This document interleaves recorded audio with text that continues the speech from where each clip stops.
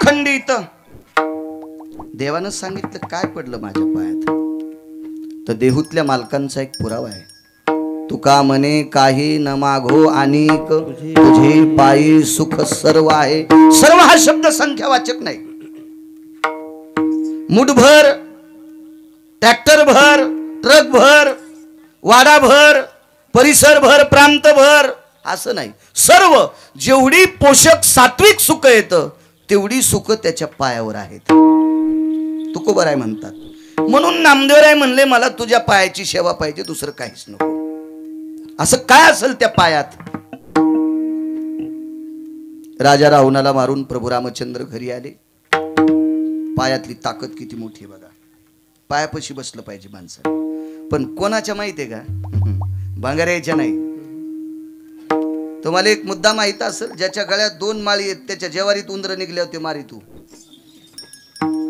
त्याच्या गव्हात उंदर निघले की ते गोळ्या टाकून मारितू. त्याच्या कुठल्याही पिकात उंदर निघले की ते गोळ्या टाकून मारितू. अण्णा पण उंदीर गणपतीच्या पायाजवळ गेला की मोदक खातो. एरवी उंदीर इकडं तिकडं भटकाला की माणसं त्याला पिंजऱ्यात धरतील. आता तर मेडिकलवर प्याड भेटायलेत. त्याच्यावर 2-3 शेंगदाणे ठेवले की ते घरात ठेवायचा. उंदीर शेंगदाण्याच्या लालचीनं तिथं जातो. लालचीनं तो उंदीर त्याच्यावर जातून त्याचे पाय लटकते. गंजा पिळे घेतो तो, पण त्याला काही निघता येत नाही. सकाळी ज्याच्या घरात ते उचलून फेकून देतं किंवा मारित असेल काय असेल, इतरत्र भटकला. पण तोच उंदीर जर ह्या गणपती बाप्पाच्या पुढे चेतन दिसला की लगेच त्याला मोदक टेकतील. पायात ताकद आहे ना. कोणाच्या पायापाशी गेलाय ते उंदीर. म्हणून 2-2 पायाच्या उंदरांनी सुद्धा चांगल्या लोकांच्या पायाजवळ गेलं पाहिजे, की ज्यांचे पाय आतापर्यंत कुठेही फिरले नाही, कुठेही भरले नाही, जे पाय जाऊनही त्या ठिकाणी गेले नाही. अशा ठिकाणी ज्यांचे पाय पवित्र आहेत अशा लोकांच्या पायाजवळ गेलं की माणसाचं कल्याण होत असते. नामदेवरायनं त्या मालकाचे पाय धरलेत की तुम्हाला आणि मला इथं किती दिवस ठेवायचंय आणि कोण्या दिवशी गंगेत नेऊन पेटवायचंय हे ज्याच्या हातात हे त्याला जगाचा बाप म्हणतात. आणि अशा विश्वाच्या मालकाच्या पायाची सेवा मागितली. देवाने विचारलं कारण काय? ऐका. राजा रावणाला मारून भगवान प्रभू रामचंद्र परत आले. राज्य व्यवस्था बदलली. 14 वर्षे 27 दिवस बाहेर होते. तोपर्यंत त्यांच्या सिंहासनावर छत्र धरलं शत्रुघ्नानं. बऱ्यापैकी रुष्ट झालेला दरबार होता. महर्षी वशिष्ठांच्या मदतीनं, ऋषीमुनी योगी जपी तपी अनुरागी या लोकांच्या मदतीनं सर्व खुर्च्या काढून टाकल्या. भगवंताचं सिंहासन कुठं असावं, लक्ष्मणजी कुठं बसावे, भरत शत्रुघ्न कुठे बसावे, सीताई साहेब कुठं बसावा, पायाची ताकद सांगायलो. नामदेवराय पायाची सेवा का मागतात. मंत्री महामंत्री सुमंत्री प्यादा गुमास्ता भाट. भाट म्हणजे स्तुती करणारा. राजाच्या दरबारात एक भाट असतो. राजाधिराज महाराज पदार हे अमके अमके राजे आले बरं का. काय त्या राजांचं वैभव सांगायचं तुम्हाला. ते प्रत्येक सप्त्यात हजेरी लावतात बरं का. काय त्या राजांचं सांगायचं. ते राजे कोणी जर वारले तर त्याच्या अंतिम प्रत्याला खांदा सुद्धा देतात बरं का. लग्न कार्यात सुद्धा फिरतात बरं का. कुठं जर कंदुरी असली तर लिंबन कांदे घेऊन पण जातात बरं का. भाटाचं काम आहे. त्याचं काय स्तुती करायची त्याला काय गरज नाही. राजाने चांगलं काम करू की वाईट काम करू, भाटाचं एकच काम, त्यानं फक्त त्याची स्तुती करायची. त्याचं नाव भाट.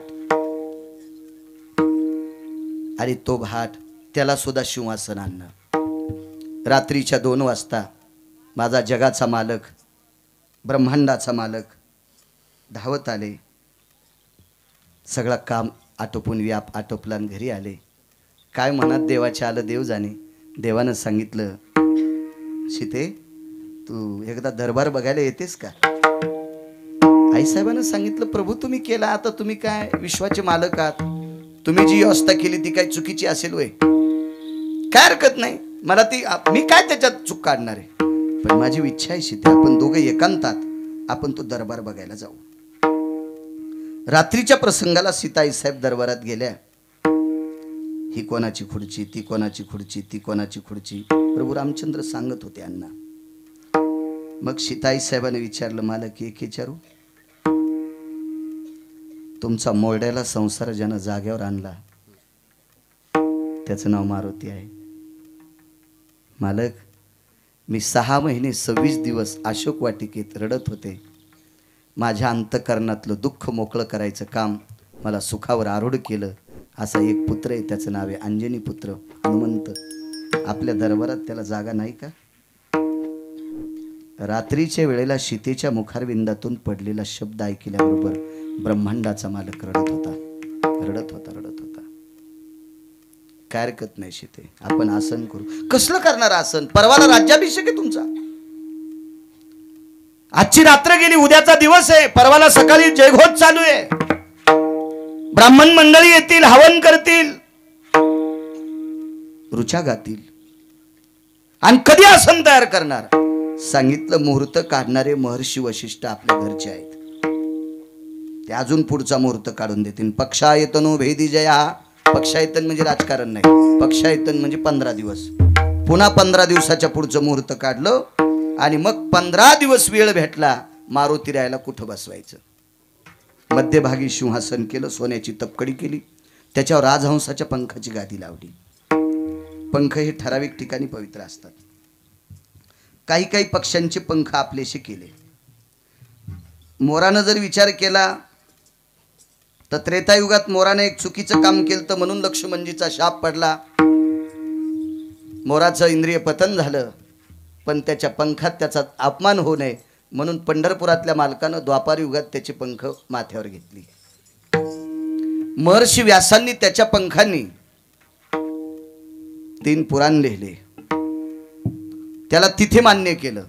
राजहंसाची पंख ही अधिकारी लोकांना बसण्यासाठी गोड असतात, कारण राजहंसाची पंख काम संपल्याच्या नंतर पडत असतात.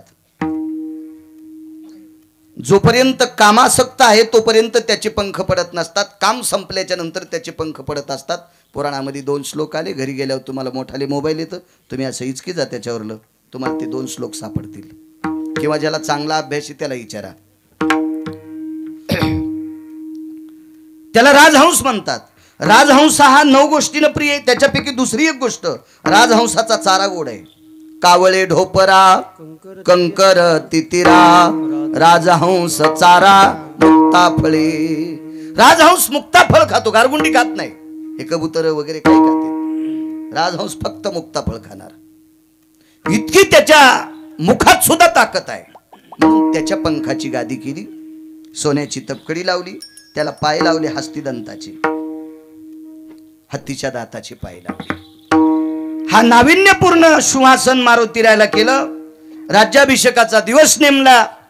त्या दिवशी मारुतीरायाचं उड्डाण अयोध्येत झालं. सगळ्यांनी स्वागत केलं. काय मारुतीराय अधिकारी होते, त्यांना ओवाळण्यासाठी जगाची मालकीन आलती, विश्वाची मालकीन ओवाळायला, विश्वाची मालकीन. आणि ब्रह्मांडाचा मालक एक हात धरायला, आणि पृथ्वी ज्याच्या डोक्यावर आहे तो एक हात धरतो. आपण कोणालाही मोठं म्हणतो, कोणालाही मोठं म्हणतो. नाही नाही, त्यांना 300 क्विंटल कापूस झालाय आणि मग काय मोठं म्हणतो? सप्त्यात पटी दिली त्यानं, आणि त्याला काय मोठं म्हणायचं? मोठं कोणाला म्हणायचं असतं माहितीये का? जो आपल्याला मोठं करतो त्याला मोठं म्हणायचं, कोणालाही मोठं करायचं नाही. झाडाखाली ऊस लावा, 4 कांड्याच्या वरी कांडे येत नाहीत त्यांना. झाडाखालच्या ऊसाला, झाडाखालचं सोयाबीन कमराला जाते पण शेंगत लागत नाही. झाडाखालचा कापूस डोक्याला जातो पण बोंडत लागत नाही. झाडाखालचं कोणतंही पीक वाढतं पण त्याला बीज येत नाही. मोठाले झाड बारकाल्या झाडाला मोठंच होऊ देत नाही. मग जे झाड बारक्या झाडाला मोठं होऊ देत नाही त्याला मोठं तरी कशाला म्हणायचं? आपण त्याला मोठं म्हणणं म्हणजे नालायकपणाचा कळस आहे. कशाला मोठं म्हणायचं? मोठं त्यांना म्हणायचं ज्यांच्यामुळे आपण जगात फिरतो. ती संत मोठे आहेत आणि त्यांनी आपल्याला मोठं केलं. विठाला विठाला.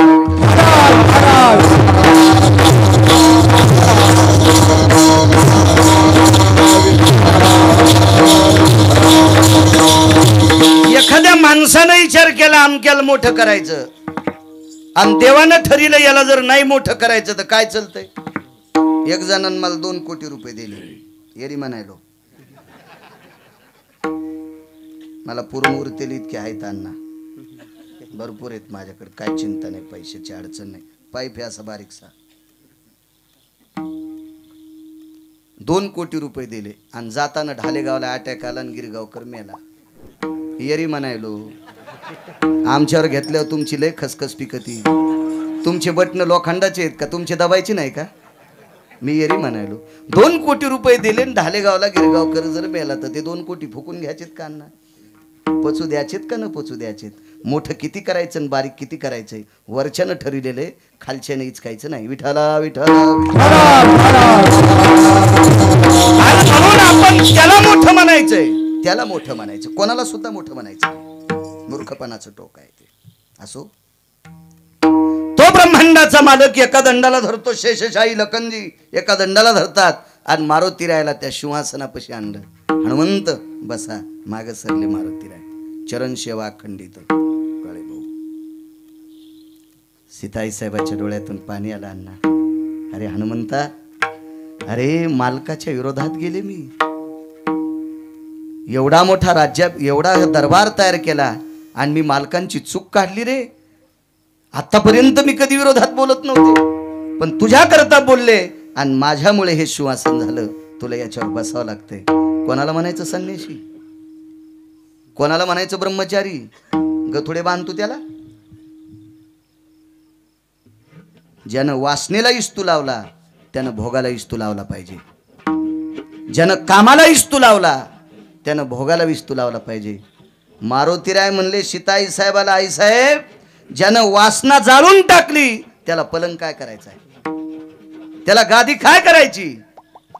मी भोग सुद्धा पेटून दिलेत, मला नकोय आई साहेब. आई साहेब रडू लागल्या. हनुमंता, माझी इच्छा आहे आमच्या दरबारात तू असल्याशिवाय आमच्या दरबाराला यश नाही. मी बसतो नाही साहेब, पण मला मनाला वाटेल मी तिथं बसणार. दरबाराची चटई आणली. 19 संन्याशापैकी 1 नंबरचा संन्याशी आहे.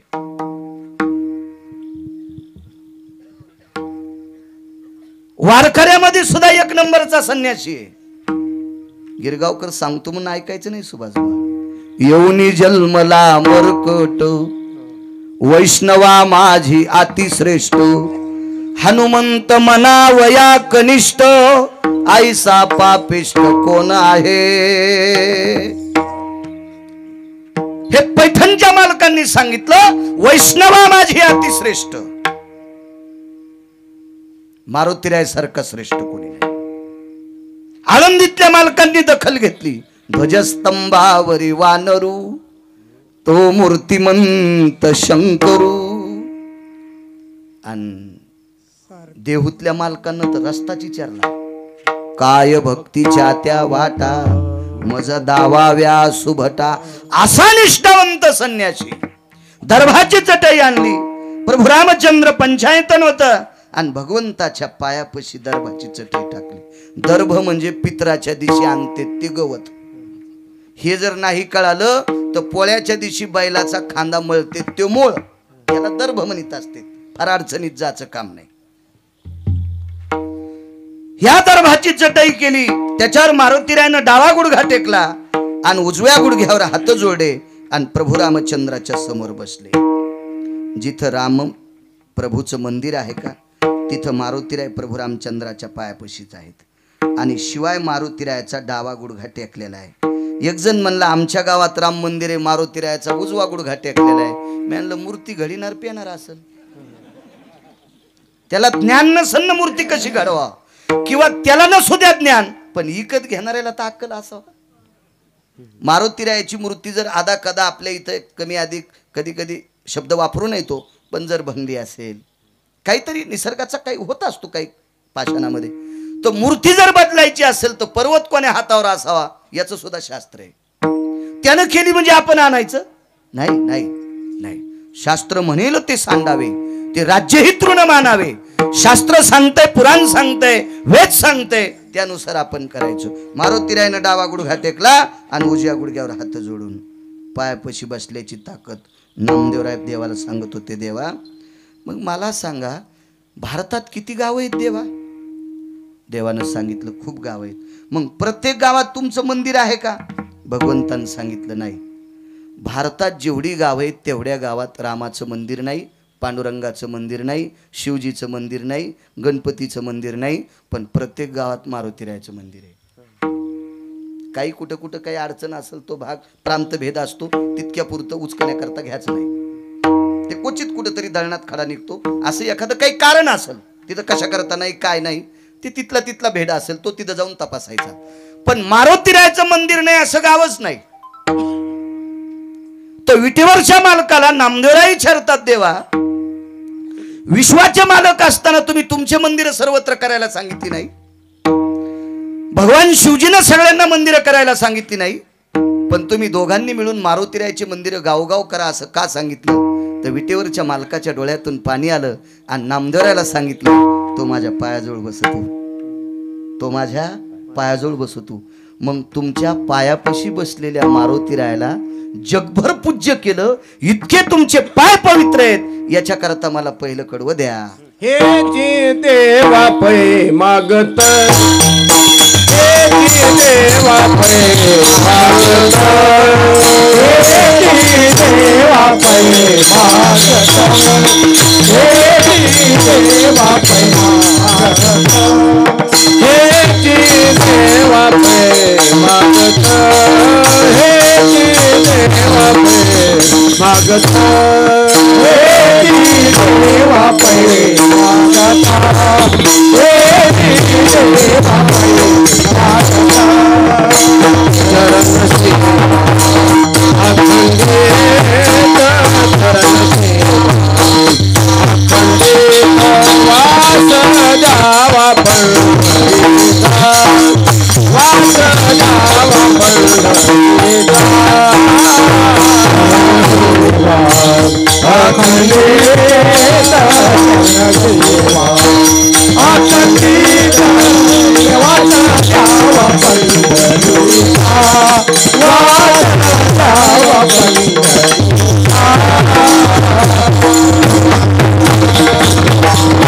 ही भगवंताच्या पायाची ताकद आहे. देवा ही शक्ती तुमच्या पायाची आहे. किती मोठे केले मारुतीराय तुमच्या पायानं, मग मलाही दुसरं नको. चरण सेवा अखंडित. तुम्ही कितीतरी उदाहरणं पहा, कितीतरी उदाहरणं पहा. औडंबरीचं नृत्य करणारे बाईची मुलगी, औडंबरीला आपल्याकडं प्रचलित नाव वेगळं आहे, ते तपासा तुम्ही काय म्हणते. त्या स्त्रीची कन्या एवढी सुंदर, ती जर दुपारच्या वेळेला बाहेर प्रांगणात पटांगणात असेल तर तिच्या रूपाला बघितल्याच्या नंतर स्वतःच तेज सूर्य कमी करीत होता. इतकी सुंदर. मी इतकं वर्णन करायलो म्हणजे मी काय पाहुण्या राहुण्याचं थोडंच करायलो.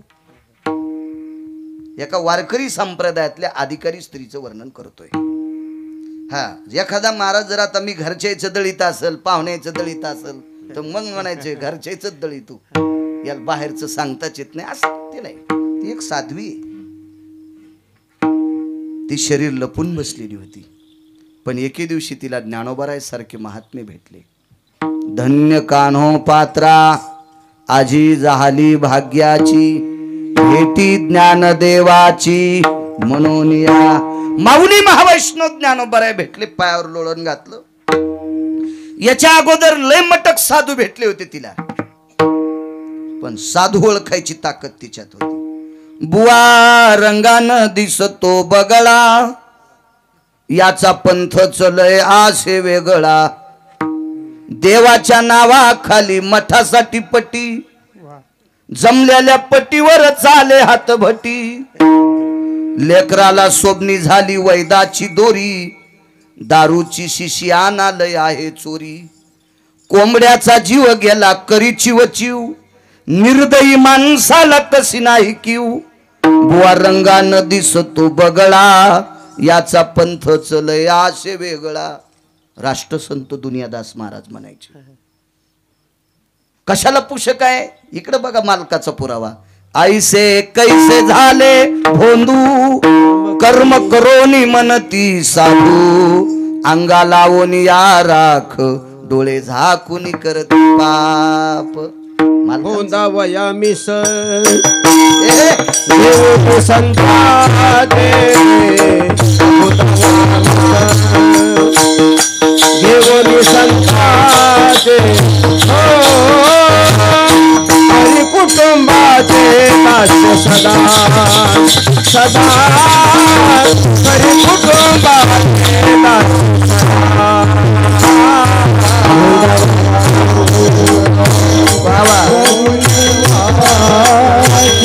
धोडावया हरी संताचे हरी कुटुंबाचे हरी कुटुंबाचे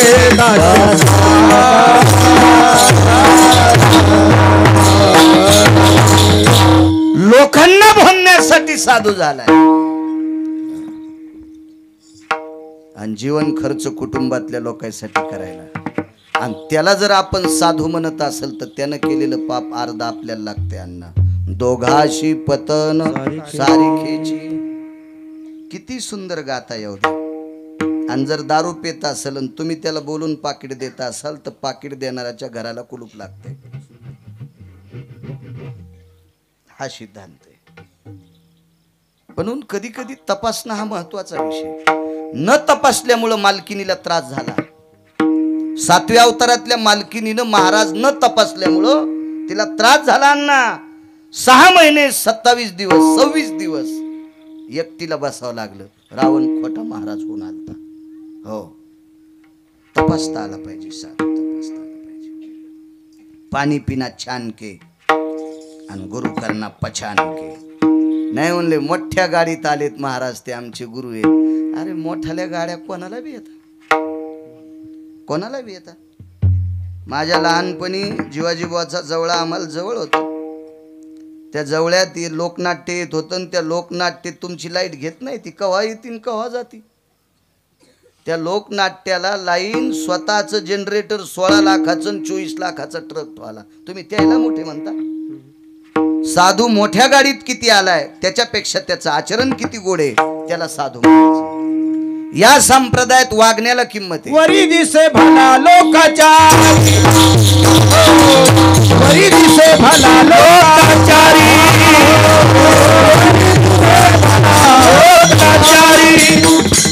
वरी दिसे भला खोनिया दगड ठेविला, वरी दिसे भला लोकाचारी, वरी दिसे भला लोकाचारी, खोनिया दगड ठेविला, लोकाचारी, वरी दिसे भला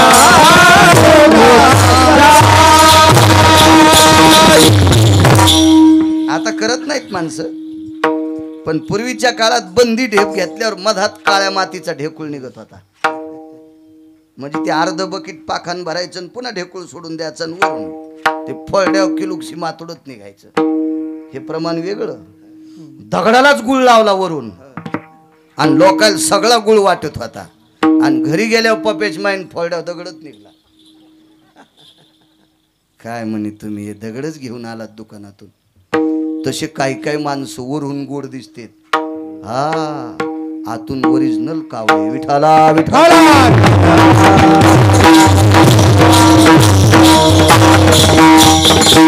साधू तपासणं महत्वाचा विषय आहे. हुशार बाई होती ती. कसं तपासला ना सांगू. एरवी त्या प्रांतातल्या श्रीमंत लोकांनी फरमान सोडलं होतं, ही स्त्री जर आम्हाला प्राप्त करून दिली तर राज्याचा तुकडा तुम्हाला देऊ. इतकी सुंदर होती.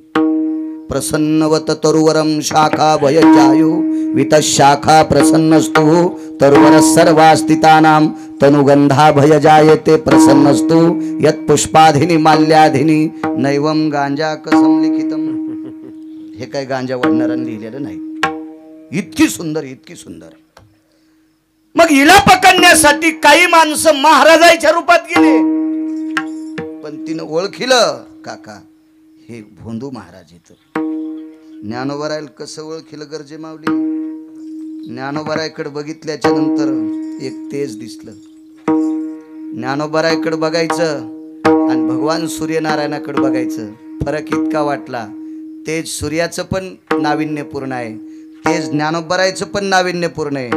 पण सूर्याच्या तेजानं वरुताम काया स्वेदाती जायते नाम, सूर्यनारायणाचा तेज अंगातला घाम काढीत होता आणि नामदेव माऊली महावैष्णव ज्ञानोबरायच्या चेहऱ्यातून पडलेलं तेज भक्तीचे वलय निर्माण करत होतं. लक्षात आलं साधू अधिकारी आपलं कल्याण करणार आहे. पायावर लोटांगण घातलं. माय काय नाही महाराज, कल्याण करा.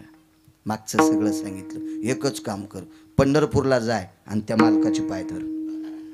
ती पंढरपूरला आली आणि ज्ञानोबरायनं सांगितलं तितकंच फक्त विटेवरच्या मालकाचे पाय धरले. चरण सेवा अखंडित सांगायलो. नामदेवरायनं देवाचे पाय का मागितले टकले सर? कशा करता मागितले?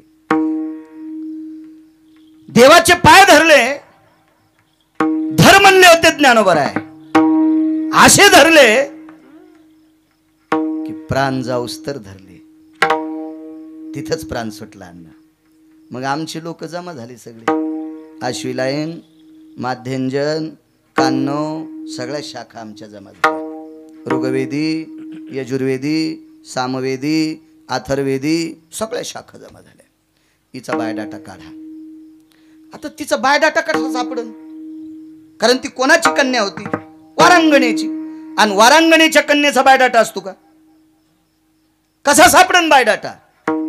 मग जिच्या कुळाचा विचार करत असताना कुळ सापडत नाही, जिच्या जातीचा विचार करत असताना जात सापडत नाही, जिच्या बाकीच्या वैचारिक गोष्टीचा विचार करत असताना त्याचा थांग पता लागत नाही, आशीनं देवाच्या पायावर देह ठेवलाय. याला शुद्ध करा. त्याला शुद्ध करीत असते तो. त्याला शुद्ध करायची आपली पात्रता आहे. पण अनंत शास्त्री नावाचे एक पुजारी होते त्या काळात.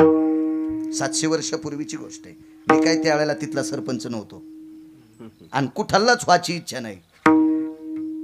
आपल्याला एकदा त्याचा रंग लागलाय ना, कशाला खालच्या याचे रंग लागू द्यायचे? तो रंग लागलाय, आता नको खाली. म्हणे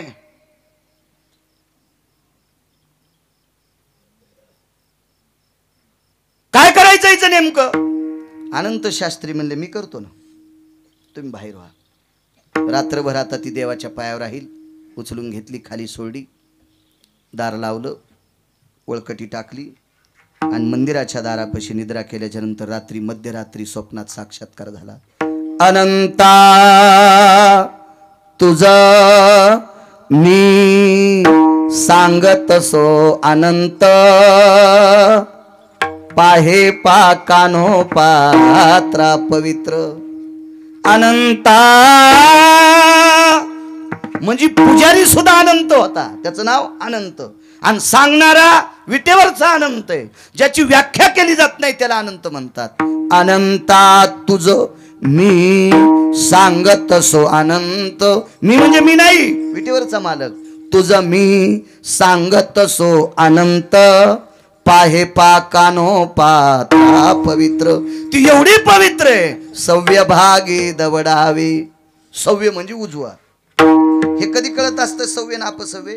आपण जर कधी गंगेवर दावा करायला गेलो तर दावा केल्याच्या नंतर ब्राह्मण ते जानवं, कोणी जानवं घालीत नसेल तर रुमालाचं करतात. मग हो, रुमालाचं भार आवळल्यावानी, पेंडी आवळल्यावानी, हो त्याला असं जानवं करतात. लगेच इदन्न मम पिंड भया सव्या, डावीकडे करा. अपसव्या नाम, तो विधी नाही करायचा आपल्याला. पण सव्य, ती सव्य भागा दवडावी, उजव्या हाताला ठेवली. 16,108 पत्न्या जगाच्या मालकाच्या. त्याच्यातल्या 3 पत्न्यांचं नाविन्य पुराणात जास्त आलं. एक जामवंती, एक सत्यभामा आणि 1 नंबरला जिचं चरित्र आलं ती विटेवरची मालकीन रुक्मिणी आई साहेब. मग राई वगैरे वगैरे वगैरे सगळ्या बाकी आहेत. सत्यभामेचं अनन्य साधारण महत्व आहे.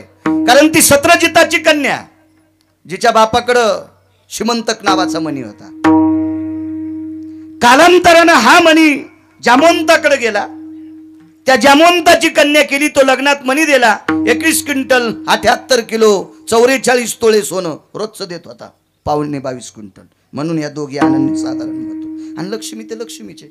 आपल्याला किती श्रीमंत करायचं आणि कोण्या दिवशी बस स्टँडला ताटी घेऊन बसवायचं, हे जिच्या हातात आहे तिला लक्ष्मी म्हणतात. मी आतापर्यंत 39 लोक पाहिले. एका घरच्या बाया हुरडा खाला आंब्याखाली गादीवर बसत होत्या. त्याच्यातल्या 2 बायकांना टेकू लागत होता. खोऱ्याचे दांडे रवायचे, त्याला तक्क्या बांधायचा, तक्क्याच्या पुढे गादी टाकायची. हुरडा खाताना सुद्धा आंब्याखाली तक्क्याला टेकून देऊन हुरडा खात होत्या. त्याच्यातल्या एकीला दात नसल्यामुळं गढी शेतात उखळण्याचा आणि उखळात हुरडा कुटून द्यायचा.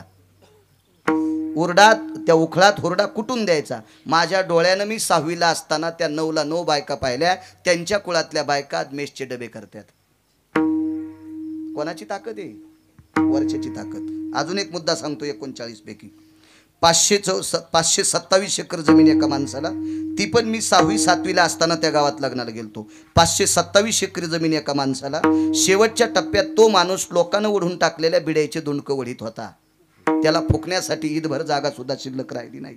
संपत्ती हे खसखशीचं पोत आहे. संपत्ती हे खसखशीचं पोत आहे. लय मोकार टेकन चौघीत लुकडं एक केलं नाही पाहिजे. कव्हा वाजत असते, हिशाबात राहिलं पाहिजे. संपत्ती खसखशीचं पोत आहे. आमच्या इथल्या दुकानदारानं शेलूतून खसखस घेतली 20 किलोचं पोतडं. आता घेत नसतंय कोणी, पण कीर्तनात म्हणायला काय हरकत आहे? 20 किलो घेणं इतकं सोपं आहे खसखस. आणि ते खसखशीचं पोतं घेतलं. अण्णांना आम्हाला सांगितलंय गाडीत टाक. शनिवारचा दिवस बवणीचा पार. हमाल म्हणला मालक द्या ना राव, चाराने द्या ना. काय टकटक लावली सकाळी सकाळी, पुढच्या बाजारी देईन. अण्णा त्या हमालान पोत गाडीत टाकलं, पण दाभण टोचलं. हमाल होतं. तुम्हाला एक सांगू का, बारकाल्या लोकायला कधीच बारकं समजायचं नाही. अण्णा हे दिल्लीतले लोक वरी गेलेत ना, हे खपक्या लोकांमुळे नाही गेले, ह्या बारकाल्यानं मतदान हाणल्यामुळे गेलेत. म्हणून बारकाल्याला साध रावण जिंकला प्रभू रामचंद्र कोणाच्या बळावर? वानराच्या बळावर. कारण बारकाल्याला बारकं म्हणायचंच नाही, कधीच नाही म्हणायचं. एक आचारी म्हणला, मला बारकाली लाकडं चुलांगणात टाकायचेच नाही. सप्त्याचा काला झाला तरी त्याचं चुलांगण पेटलंच नाही. काला होऊन गेला सप्त्याचा तरी त्याचं चुलांगणच पेटणं. बाकीच्या आचार्यानं स्वयंपाक केला, काला झाला, लोक निघून गेले. हे म्हणलं आपलं चुलांगण पेटत न. ते आचारी म्हणला, अरे मोठे लाकडं पेटण्यासाठी बारकाला चारा चुरा टाकावाच लागतोय, तेव्हा मोठाली लाकडं पेटत येत. बारकाल्यांना बारकं कधी म्हणायचंच नाही. काय सांगू लागलो? हमालाचं. त्या हमालानं दाभण टोचलं, दाभण खसखशीच्या पोत्याला. आली बैलगाडी गिरगावला. घरी आल्यावर आमचाच होता घरचा. लोकांचं कशाला इचकायचं? तुम्हाला राग येईन म्हणून आमच्या गावात इतकी एडगळ आमच्या इथे नाही. समजून घ्या कोणाचं सांगायला होतं. आणि मग घरी आल्यावर गड्याला म्हणलं, ए श्याम्या, ते पोत उचल, खसखशीचं पोत आहे. श्याम्या म्हणला, रिकामच रिकामच पोत आहे. गिरगाव पासून शिलू पस्तोर बॅटऱ्या लावलाव खसखस पाहिजे. दिसती का रस्त्यानं एक खसखशीचा दाना दिसला नाही. आणि पोतड्यात एक राहिला नाही. हीच तर नाव लक्ष्मी आहे. कव्हा येईन आणि कव्हा कोणाचा सुपडा साफ करील काय मिळत लागू देत नाही. हा, फक्त म्हणा रंकाचा रावण रावाचा रंक, ते डोकत लावायचं नाही, फक्त तिला भजून खायचं. मग हिशोबात राहत असते. प्रारब्धाची गती नकळे विचित्र, प्रारब्धाची गती नकळे विचित्र, आहे हाती सूर विठोबा, आहे हाती सूर विठोबा. प्रारब्धाची गती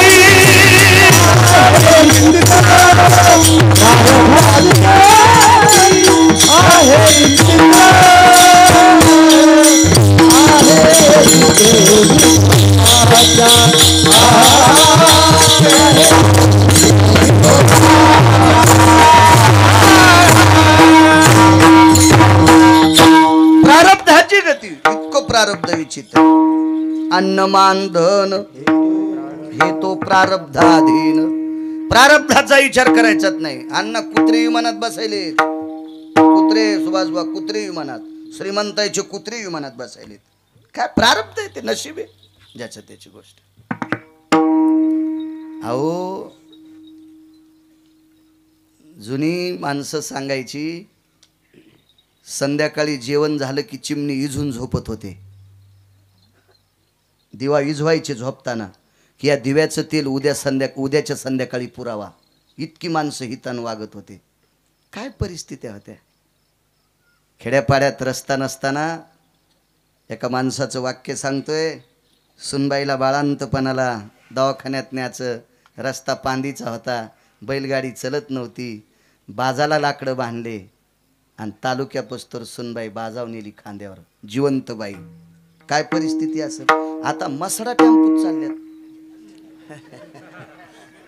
सांगा न, कोणता बैल गेला मला सांगा बरं. माझं कुठं तुमच्या जवळ बाजार असेल बैलाचा, पायी चालीला आहे का कोणी? हा, खुरपायला सुद्धा जीप मध्ये फक्त पाय घड्या टाकायच्या राहिल्या आणि बँड वाजवायचा राहिला. हो. काळ बदलला, कालाय तस्मै नमा. जो तो काळ येईन का त्या काळात त्या परिस्थितीत उधळायचं असते, मागचं इचकायचं नसते. काय बाई, आम्ही कशा होतो, आम्ही कसं होतात. आता नका काढू, ते तुमचं नशीब होतं. आता काळ बदलला काळ. इतका काळ बदलला तुम्हाला पाहतच नसेल अण्णा, सगळ्या क्षेत्रातला. एकदा तुम्ही बोलून गेले, नाव नाही सांगायचं, फक्त अण्णा म्हणले एका कीर्तनकाराचं पाया पडायचं राहिलं होतं म्हणून बैठकीत मी पाया पडायला गेलो, तोहरक त्यानं नाईट पॅन्ट घातली होती.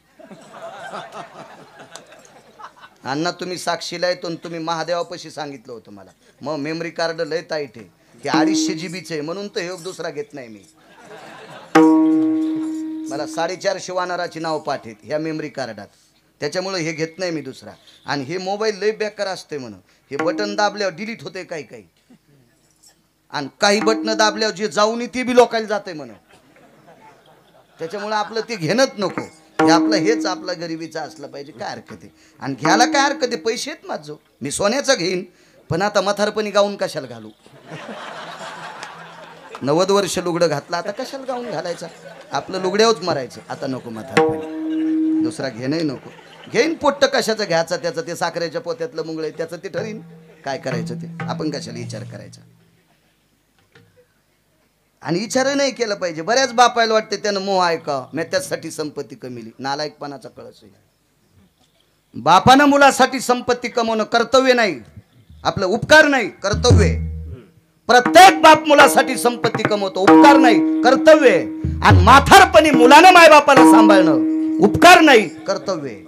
त्याचा सुद्धा हे मी माझ्या मायबापाला सांभाळतो, जमीन तू खातून मग कोतवाल सांभाळीन का तुझ्या बापाला? मोठाडपणानं सांग, तू थोत्तर हाणायला पाहिजे. मूर्खपणा आहे. काही बी चांगुलपणाच्या गोष्टी नाही ते अंगावर नाही घेतल्या पाहिजे. चला असो, लक्ष्मी फार चंचल आहे. जगाची मालकीन तुम्हाला आणि मला किती श्रीमंत करायचंय, आणि कोण्या दिवशी सगळं होत्याचं नव्हतं करायचं, तिचं नाव लक्ष्मी आहे. ती डाव्या हाताला वामांगी रखुमाई दिशे दिवे शोभा, आणि आवडंबरीचं नृत्य करणाऱ्या बाईची मुलगी अण्णा उजव्या हाताला. दंडक काय पंढरपुरातल्या मालकाने दंडक घातला. पहिलं दर्शन लक्ष्मीचं नाही, पहिलं दर्शन माझं पण नाही, पहिलं दर्शन कानोपात्रेचं. नामदेवराय उठून बसले. काय म्हणले, देवा एक काम झालं तुमचं. अहो जिच्यासाठी सगळं जग बेजार आहे, पैसा कोणाला आवडत नाही. ऐसा कोणी दावा हे जया नावडे, कन्या पुत्र घोडे दाराधन. हे बा, कीर्तनात वैराग्याच्या गप्पा करणं, बैठकीत बसल्या वैराग्य सांगणं हे लय सोपं आहे, पण पैसे नग म्हणणं हे लय अवघड आहे. हे बरं अवघड आहे. ते गेले काही ठराविक लोक, ती गेली ठराविक लोक. बा, मिळत नाही म्हणून इचकीनं हे कोणालाही जमते, त्याबद्दल काय विषय नसते. कोणाला आवडत नाही लक्ष्मी, ते लक्ष्मी डाव्या हाताला, आणि आवडंबरीचं नृत्य करणाऱ्या बाईची पोरगी उजव्या हाताला. दंडक काय घातला, पहिलं तिचं दर्शन. जोपर्यंत तिचं दर्शन होत नाही तोपर्यंत माझंही दर्शन पावत नाही, आणि लक्ष्मीचंही दर्शन रुक्मिणी आईसाहेबाचं पावत नाही. नामदेवराय म्हणले, काय देवा, काय काय काय विचार आहे नामा, माझ्यावर तुझा विश्वास आहे ना, मी हुशार आहे तुला माहिती आहे ना, मी चतुर आहे तुला माहिती आहे ना, मी ब्रह्मांडाचा धनी आहे तुला माहिती आहे ना. हो, मग तुझा माझ्यावर 1000% जरी विश्वास असेल तर मी जे करतोय त्याच्यावर तुला विश्वास आहे ना. हो, पण मला एकच म्हणायचं देवा, असं या बाईचं काय आहे की तुम्ही लक्ष्मी डावीकडे घातली. आणि ही बाई उजव्या हाताला ठेवली आणि तिचं दर्शन झाल्याशिवाय नंतर तुमचं दर्शन आणि मग नंतर आईसाहेबाचं. ठीक आहे, तुमचं झालं आईसाहेबाचं घेऊ द्या, त्याबद्दल दुमत नाही. पण मला असं वाटतंय हिच्या अगोदर जर आईसाहेबाचं झालं असतं आणि मग तुमचं झालं असतं तर आम्हाला बरं वाटलं असतं. आधी तुमचं झालं असतं, मग आईसाहेबाचं झालं असतं आणि मग हिचं झालं असतं तर आम्हाला बरं वाटलं असतं. पण आधी हिचं मग तुमचं, हे कसं शक्य आहे? भगवान म्हणले नामा अंतकालेचे मामेव स्मरणमुक्त कलेवरा. शेवटच्या श्वासापर्यंत जो माझं भजन करतो ते मला आवडतात. जे माझ्या पायापाशी बसतात ते मला आवडतात. जे माझ्या चेहऱ्याला वाखाणतात ते मला आवडतात. हिनं तिन्ही सुख घेतले. बघत बघत त्याच्या मंदिरात गेली त्या मालकाच्या. त्याला बघून पायावर डोकं ठेवलं, डोळे झाकले, देव अंतकरणात घेतला. पाय धरले, त्याचे पायी घाला मिठी, मोल ने घे जग जेठी, भावा एकासाठी खांदावा ह्या फुल्या. पाय धरले आणि अंतकरणात विटेवरच्या मालकाचं चिंतन केलं. त्रिवेणी संगमाला तिन्ही गोष्टीचा महान विख्यात तपसिद्धतेला पावली आणि म्हणून देवाच्या उजव्या हाताला बसली. भगवान सांगतात नामा हा सगळा माझ्या पायाचा प्रताप आहे. मग नामदेवराय म्हणले देवा अवडंबरीचं नृत्य करणाऱ्या बाईच्या पोरीनं तुझे पाय धरले तर तिला तू इतकं मोठं केलंस, इतके तुझे पाय पवित्र आहे, मग मला तरी दुसरं देतोच कशाला? चरण सेवा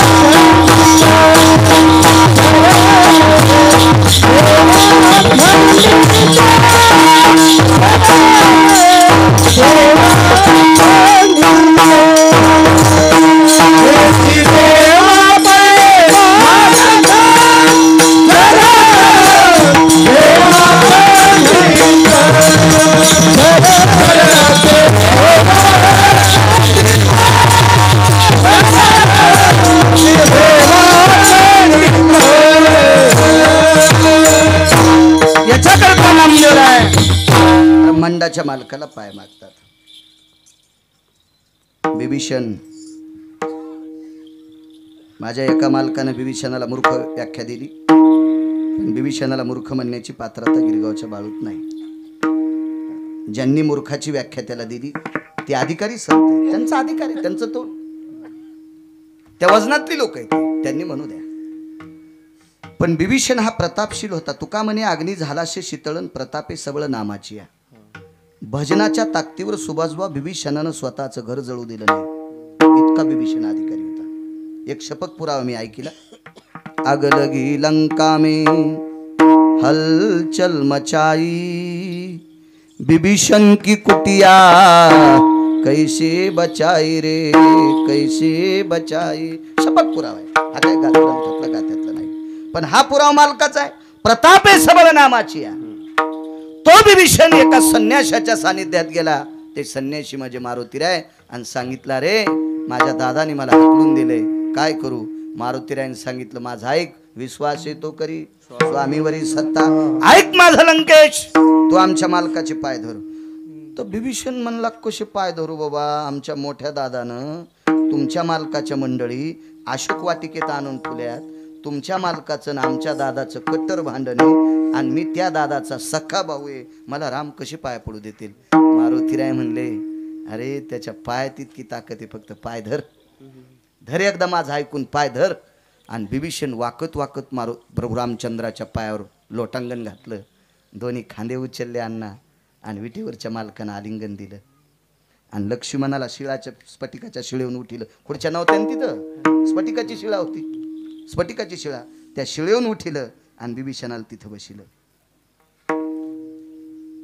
सुग्रीवाला सांगितलं सुग्रीवा समुद्राचं पाणी आणा.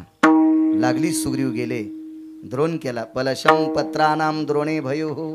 शास्त्रे सोन्याच्या गुंडीत नाही पाणी आणलं, तिथं सोन्याची गुंडी वनवासात कशी सापडल? आता ऐका बरं का, काय सुग्रीवानी सोन्याचा तांब्या आणला बरं का, आणि त्या सोन्याच्या तांब्यात पाणी आणलं बरं का. वाचून सांग जाय माणसं मरतील रे. पलाश पत्र दृणे भयत्या पांपति निरानाम येन उदकोर शांतिर भय जायते मुग्धान भयति वासानाम यत संकल्पितान जलयो पुष्पादिनी तंदुलादि भयो. संकल्प सोडण्यासाठी फुल लागते, अक्षदा लागतात आणि पाणी लागते. आता अभिषेक होताना गणपती बाप्पाच्या पुढे आमचे देव बाप्पा संकल्प सोडत असतात, मग त्याला पाणी लागतंय. मग हे पाणी समुद्राचं आणलं, प्रभूने हातावर घेतलं आणि संकल्प सोडला. विभीषण तुम्हाला लंकेचं राज्य. विभीषणाच्या दोन्ही छातीला घाम आला. इकून येत जाऊ नी असं डॉक्टर म्हणते. आपण 7वी शिकलेलं, आपल्याला कुठे तेवढी अक्कल आहे, पण डॉक्टर सांगते इकून घाम येत जाऊ नये. डावीकून हृदय असते, ते ऐकून ऐकून माहिती झालं. काय ज्ञान नाही, शिक्षण 7वी, पण फिरून फिरून फिरून माणूस हुशार होत असते.